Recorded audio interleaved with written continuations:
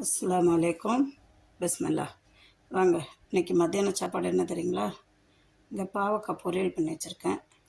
இது வந்து கீரை, எல்லா கீரையும் கலந்து வச்சுருக்குறேன். பொன்னாங்கண்ணி இருக்குது, மணத்தக்காளி இருக்குது, கீழா நெல்லி இருக்குது, காங்கும் கீரை இருக்குது, பாவக்காய் கீரை இருக்குது. இதெல்லாம் அவ்வளோ நல்லது உடம்புக்கு. அப்புறம் வந்து ஒரு சின்ன துண்டு நான் கத்தாழமும் போட்டிருக்கேன். கத்தாழை தோல் சீவிட்டு கொஞ்சம் துவரம்பருப்பில் போட்டு கடைஞ்சிருக்கிறேன். உடம்புக்கு அவ்வளோ நல்லது, சூட்டுக்கு எல்லாத்துக்குமே, சுகருக்காரங்களுக்கு அவ்வளோ நல்லது. அப்புறம் இங்கே வந்து கொத்தவரங்காய் பொரியல் பண்ணியிருக்கிறேன். அப்புறம் இங்கே சாதம் வடிச்சிருக்கிறேன். வாங்க, பிஸ்மில்லா, இல்லை சாப்பிட்லாம். சூப்பராக இருக்கும்.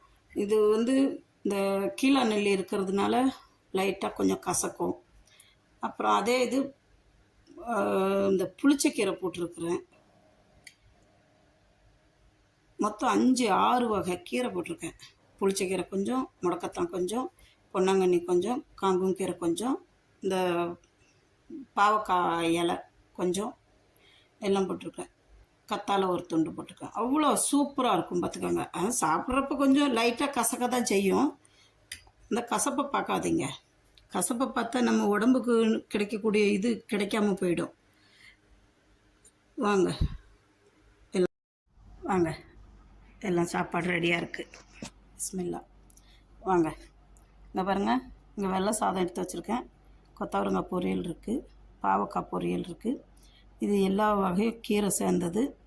பருப்பு போட்டு கடைஞ்சிருக்கேன், துவரம் பருப்பு. இது மோர் எடுத்து வச்சுருக்கிறேன்.